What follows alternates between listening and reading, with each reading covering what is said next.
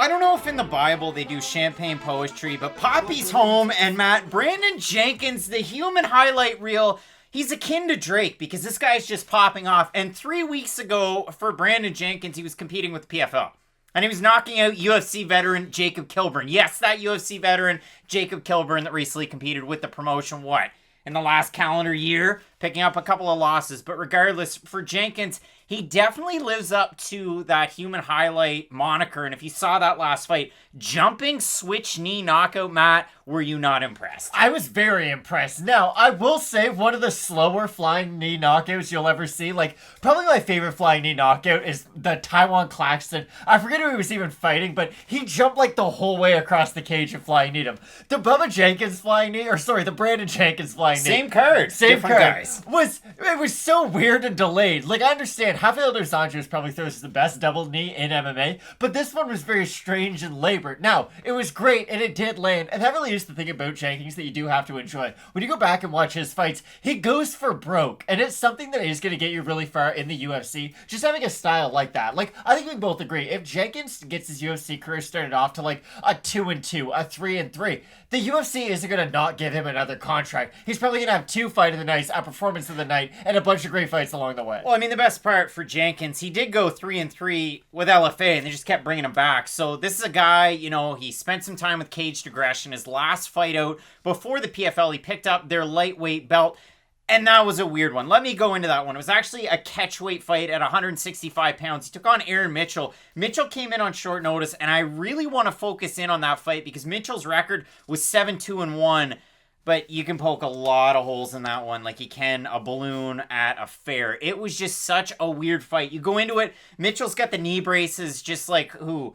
I mean, we can go on and on. Dan Kelly? Just like Judo Dan Kelly. And it was weird because for Jenkins, he fights out of Syndicate MMA. He's going to have John Wood in his corner. He does train with the guys like Palatnikov. He does train with, Jordan Nesbitt, a lot of the regulars at that gym. And he fights in a similar manner where he'll come out in a southpaw stance, give you a lot of different feints, give you a lot of different looks. He'll change his levels quite a bit.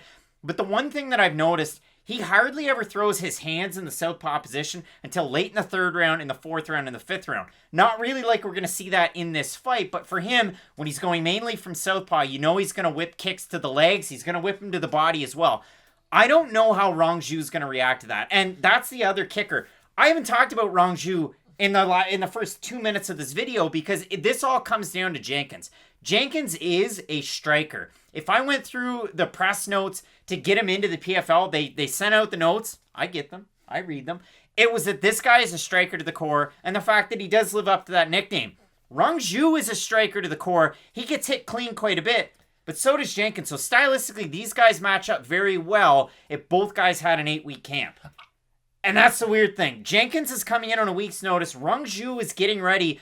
Switched his entire life in his camp, no longer training out of the PI in Shanghai. He was getting ready an American Top Team with wrestlers to fight Dakota Bush, who is a wrestler. So this, all of a sudden, it comes into a weird spot where it's really tough to try and even predict a fight like this. This is a weird fight, and I really feel like this fight's going to come down to moments more than anything, because neither Rongzhu or Jenkins are big, massive volume guys, so I don't think either one's going to really run away with any round. I think it's going to come down to, okay, this guy landed 4 big shots in this round to the other guy's 1 or maybe 2. I really don't think either guy's going to go out there and win a very one-sided decision. It'll be really interesting to see what Jenkins' cardio is like on only a week's notice, because like you had said, he only fought, 2 weeks ago, so he still probably should be in decent shape, especially if him and his manager knew, okay, hey, there's UFC cards coming up. If we stay ready, maybe we can slot ourselves into one. The thing I will say about Jenkins, and I am a little bit worried about him on weigh-in day, he's massive for this division. He's going to be so much bigger than Rongzhu on fight night. I'm going to be really interested to see them on weigh-in night just to see how much bigger he does look. Yeah, because, for Jenkins, this is a guy that's competed at 170 pounds not that long ago. Made 155 with no issue against Jacob Kilburn. That should be mentioned. But again, style for style, one of the most exciting guys you're going to see. Large majority of his fights end up finishing. Same thing for Rongzhu. You look at the stat line, very, very similar for both guys as well coming into this fight. Again, Jenkins is going to have a height advantage. He's going to have a reach advantage. For Rongzhu, he's fighting a guy in Dakota Bush that isn't all that tall and lanky for the division. He's short and he's more of a wrestler too. So it's going to be interesting to see what we get. But from Jenkins, for me, going through and watching a lot of his fights, you even go back to, and this wasn't that long ago, the fight that he had against Jordan Hinman. Go find it because it's out there on YouTube. I'm not going to play the clip, but I'm going to play the clip. So here it is.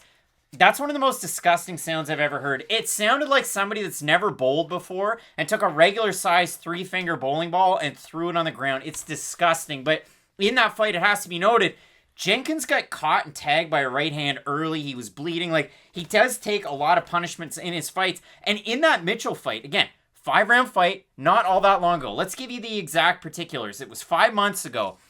He won the first round. He won the second round. 50-50 was the third round. I scored it for Mitchell. I had Mitchell winning the fourth round. I had it 60-40, so a little bit more Mitchell. And then in the fifth round, it's Mitchell, and then he gets on top in the last 30 seconds and hammers away. I thought Mitchell won that fight. The scores were 48-47, 48-47, 49-46 for Jenkins. But overall, this is a guy, again, a lot of feints. He does whip a good overhand right in. He's won more fights than he's lost fights. And we've seen, I won't call him a journeyman, but we've seen guys with records like this, 20 pro fights in some of the lower weight classes. Remember when Derek Krantz fought Vicente Luque on like 2 days' notice? There was that, but also the guys I was thinking of, Derek Minner, a guy that had a lot of pro experience against good fighters with a lot of finishes. That's a guy that's found success. We've had guys like this in the past as well. So it's not out of the realm of possibility that a guy like Jenkins could come in, make a big impact, just like he did against Jacob Kilburn. So ultimately, I look at the odds for this one. I'll bring them up on Best Fight Odds. This fight was just announced yesterday. Rongzhu open to -200 favorite. He's a -328 right now. If you look at it for Brandon Jenkins, open to +170. He's +253. We look at the Tapology votes. Not that many, but 660 total votes. 74% going with Rongzhu to get the win. 47% by decision, 47% by knockout. For the 26% that have Jenkins, 56% to win by knockout. Matt, again, we have hardly focused on Rongzhu because if you want to go back, the full-length, full-card video, we have Rongzhu, we have Dakota Bush. It's just so weird for him to go from, I would assume, working on your cardio, being in the States, and getting ready for a wrestler. Now you take on a short-notice high flyer like Jenkins, where Rongzhu's fought guys like this in the past. And I have to say this. Neither guy's fought the highest of high-level competition in their careers, so you can pick apart Rongzhu's record. I can do the same for Jenkins. I saw him fight almost 2 years ago against Mike Breeden. I don't know if you watched that fight, but I went back and watched it. Breeden puts it to Jenkins, and this is a guy that ended up in the Contender Series. He lost, and it was actually to Anthony Romero, Canadian. That's a clown question, bro. Oh. But for Jenkins, he gets backed up the whole fight. He has a hard time getting going, and then Breeden hops in there, jump knee, ends up knocking him out. So I've seen Jenkins lose fights like he's won. I've seen him beat poor competition. Same thing can be said for Rongzhu that just couldn't get started against Kazula Vargas. So I see this fight as being very even.